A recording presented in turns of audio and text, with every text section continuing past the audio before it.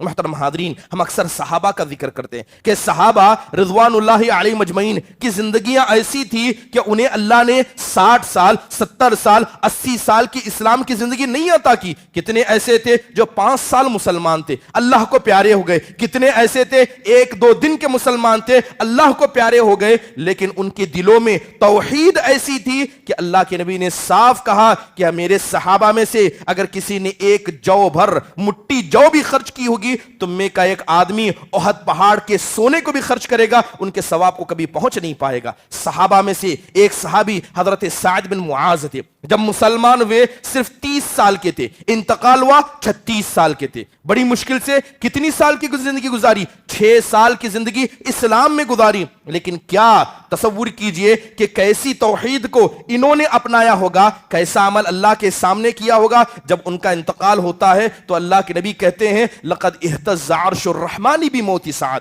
وہ اللہ کا عرش جو مخلوقات میں سب سے بلند ہے، وہ اللہ کا عرش جو ہماری چھت ہے، وہ اللہ کا عرش جو کائنات کی سب سے بڑی مخلوق ہے، وہ مخلوق بھی حضرت سعد بن معاذ کے انتقال کی وجہ سے جنبش میں آ گئی تھی۔ اللہ کے نبی کہتے ہیں کہ کسی کے جنازے کے لیے آسمان سے فرشتے نہیں اترے، مگر حضرت سعد بن معاذ کا جب جنازہ ہوا اللہ نے 70,000 فرشتے ان کے جنازے میں شریک ہونے کے لیے بھیجے تھے۔ محترم حاضرین، 6 سال کی مختصر زندگی معنی نہیں رکھتی، انسان کے دل میں اللہ کا ڈر، اس کی توحید معنی رکھتی ہے۔ اسی لیے سلف صالحین کہا کرتے کہ اللہ تعالیٰ نے صحابہ پر جو انعامات کیے، سب سے بڑا انعام یہ تھا کہ اللہ نے ان کی زندگی سے شرک کو پاک رکھا تھا، بدعتوں کو پاک رکھا تھا، توحید کو ان کے دل میں رکھا تھا۔